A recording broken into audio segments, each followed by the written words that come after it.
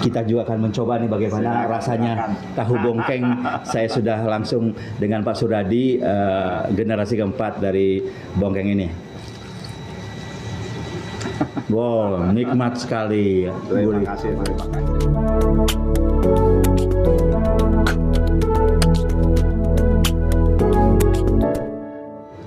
Ya, halo selamat siang. Senang sekali kembali Iwan Bari hadir di Porkoas TV, Forum Komunikasi Wartawan Sumedang. Dan kali ini saya hadir di tempat legenda kuliner orang Sumedang tentunya. Ada tahu. Tahu apakah itu? Kita akan coba ngobrol. Tahu Sumedang yang lembut, gurih, yang dulu dikenal sebagai tahu bungkeng sudah ada sejak 1917. Atas kreativitas seorang imigran asal Cina bernama Ong Kino dengan istrinya yang tinggal di Jalan 11 April, Tegal Kalong, Kecamatan Sumedang Utara, Kabupaten Sumedang. Dan tamu istimewa Iwan kali ini adalah Bapak Suradi, penerus membuat tahu bungkeng generasi keempat dari Ong Kino, perintis awal pembuat tahu Sumedang bungkeng. Kita coba ngobrol dengan beliau. Selamat siang Pak Suradi. Siang Pak. Sehat Pak Suradi? Sehat. Semangat, segar sekali ya pagi hari. Pak Suradi senang sekali. Ya. Oke Pak Suradi, kita mengawali ngobrol-ngobrol tentang tahu kuliner yang ciri khas Sumedang ini. Orang tahunya mengenal tahu Sumedang nggak Pak? Nah, awalnya dari mana nih nggak tahu. Awal mula pembuatan tahu bungkeng itu kapan sebetulnya Pak Suradi? Ya kira-kira ya saya juga dengar dari kakek saya. Iya. Jadi produksi tahu Sumedang itu udah dimulai tahun 1900-an Pak. Pas kakek saya ke sini tahun 1917. Itu tuh menemui bapaknya. Oh iya. Nah, dia itu mendarat di Cirebon. Langsung ke Sumedang. Nah, bapaknya itu udah produksi tahu. Siap. Nah, jadi kakek saya itu melanjutkan usaha bapaknya ke Sumedang. Jadi awalnya mendarat dulu ke Cirebon, baru berjalan ke Sumedang. Dan awal pembuatan tahu ini sebelumnya memang hanya dikonsumsi buat di lingkungan keluarga atau gimana? Ya. Terutama apa? Kalau saya tuh uyut saya tuh suka makan tahu. Siap. Jadi uyut saya tuh punya keterampilan membuat tahu. Jadi dia mungkin sesama perantau ya di daratan. Dia datang ke sini paling kolega-koleganya hanya dikit-dikit diproduksi gitu. Makan ya sebagai apa ciri khas makanan Chinese gitu ya. Jadi mereka konsumsi. Senang ya, jadi konsumsi tiap hari ya tahu itu ya. Kalau sampai dijual di depan, saya kurang tahu tahun berapa itu. Ya ceritanya mungkin dulu ada pangeran dari Sumedang sebelah mencicipin katanya ya. Itu juga saya baru tahu itu dari tetangga. Tetangga sini bilang, nah ini cucunya. Nah, dulu Pangeran Sumedang mau ke situ Raja, nanyain itu apa. Nah, kata uyut saya ini tahu. Dia cicipi, wah ini enak nih. Kalau dijual pasti laku. Nah, jadi mungkin sebelum 17 sudah jualan ya. Nah, tapi itu mungkin sedikit Pak. Ya. Itu tertariknya Pangeran Sumedang tuh mencium baunya mungkin ya. Itu Pak. Kenapa ada yang menggoreng tapi harumnya apa nih? Penasaran ya. Nah, bicara mengenai tahu nih, Pak Suradi nih, tahu bungkeng nih memiliki cita rasa yang berbeda tuh kenapa nih? Aduh, itu harus konsumen ya. Nah, nggak apa-apa.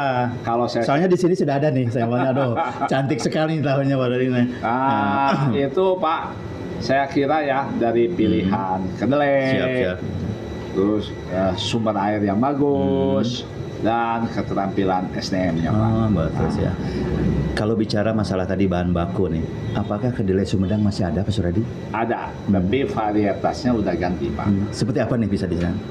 Kalau dulu uyut saya paling suka itu kedelai yang lurik, yang belang-belang kayak telur puyuh.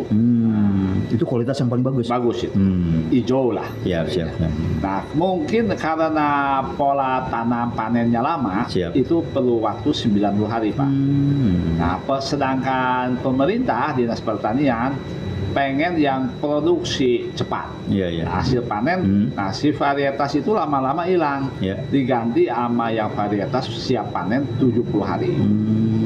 dari segi kualitas ya jelas jauh Pak. Ya, jauh ya. Jauh bagus Betul, zaman betul. dulu. Ya. Gitu. Kalau sekarang sudah terkontaminasi mungkin ya, sudah agak susah ya. Susah itu.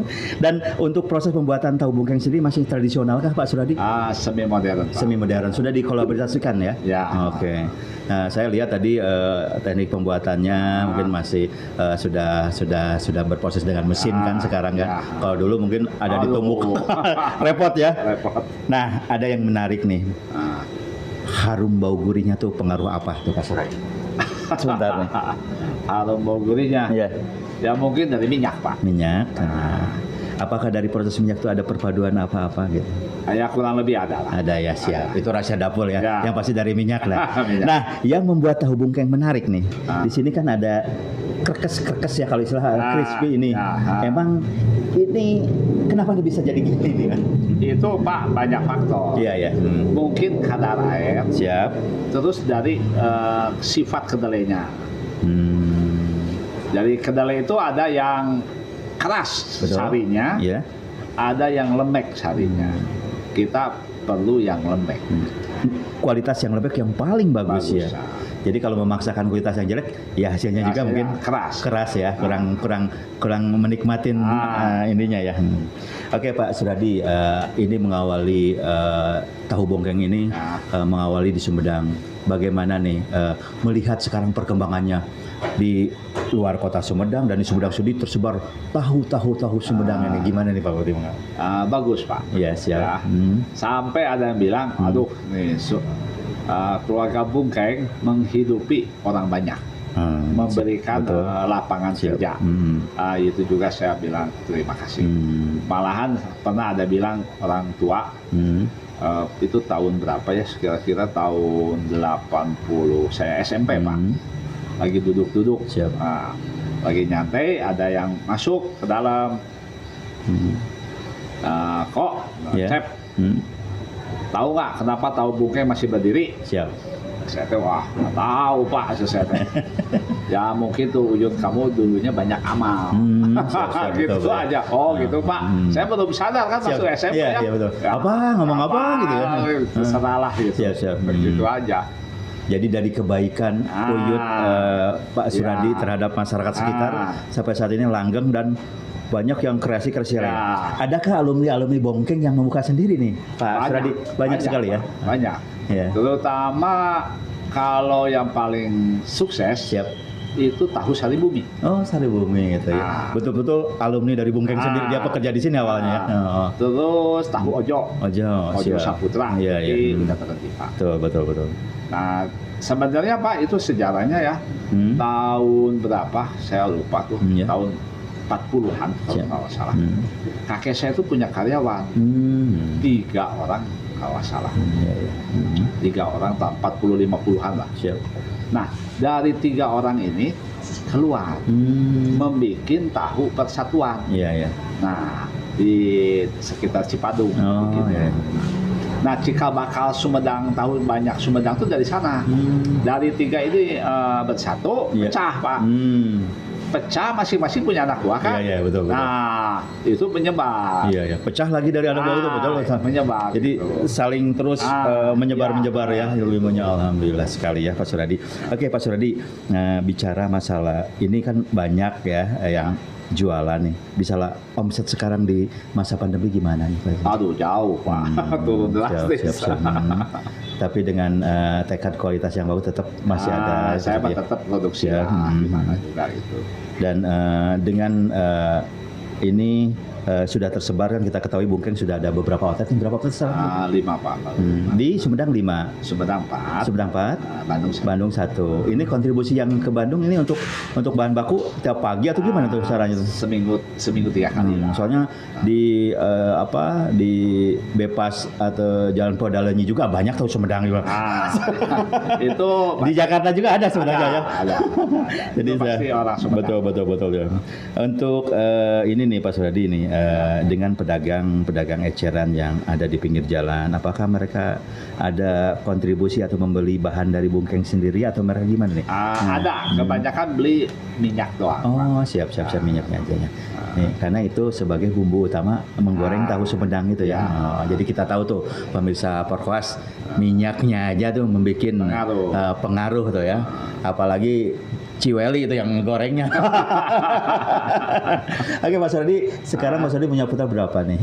Putra 3 Pak. 3, semuanya sudah bisnis juga tuh, masih sekolah tuh? Masih sekolah. Ada juga yang sudah menekunin bisnis juga ya? Ya, dikit-dikit batu-batu Pak. Siap Pak Suradi, obrolan kita menarik sekali nih. Harapan Pak Suradi, ya tadi kan sudah tersebar banyak ya penjual tahu baik di jalanan, di outlet-outlet. Sebagai perintis tahu pertama di Sumedang, Bungkeng ini, silakan buat para generasi muda yang pengen berkolaborasi bagaimana menata lagi tahu ini biar bagus, biar menarik, itu gimana Pak? Silakan. Boleh, itu sebagai tantangan ya. Ya. Anak muda sekarang pasti berkreasi. Betul. Jadi kalau saya tuh tipe standar. Iya. Kalau mereka pasti tipenya tahunya dikembangkan, dimodernin, mau rasanya dirubah, pakai bagus lah itu. Bisa tahu keju kah atau tahu pakai daging kah, apa keselamatan ya? Itu kan banyak varian yang dari tahu Sumedang tuh bisa dikolaborasi dengan makanan-makanan lain. Sungguh sayang tuh tahu Sumedang itu daya tahannya. Bisa berapa lama, 1 hari kuat? Paling 2 hari. 2 hari maksimal. Kalau masuk kulkas gitu sudah beda rasa. Seminggu ya agak pasti lah. Jadi memang itu harus bisa betul-betul mengolah ketahanan tahu itu untuk yang mau berkreasi ya, buat kaum milenial ya, daya tahan itu ya. Jadi harus terus banyak proses uji coba ya istilahnya. Oke, terima kasih Pak Suradi ya atas waktunya. Mudah-mudahan menjadi inspirasi buat tahu Bungkeng ini, merupakan tahu sejarah legend di kota Sumedang ya. Mudah-mudahan kita juga akan mencoba nih bagaimana rasanya tahu Bungkeng. Saya sudah langsung dengan Pak Suradi, generasi keempat dari Bungkeng ini. Wow, nikmat sekali. Terima kasih. Kita coba sambalnya nih. Mantap. Siap. Ya, demikian obrolan kita dengan Pak Suradi, generasi keempat pemilik tahu Bungkeng. Mudah-mudahan kita mendapat ilmu yang baru, kemudian pengalaman ternyata sejarah tahu awal Sumedang dari tahu Bungkeng. Sekaligus kerabat tugas yang bekerja dari Porkoas TV, ada Iwan Bahari, kemudian Anggi Putra dan Devi Suradi undur diri. Terima kasih Pak Suradi. Salam buat keluarga, sehat selalu. Terima kasih. Assalamualaikum, selamat siang.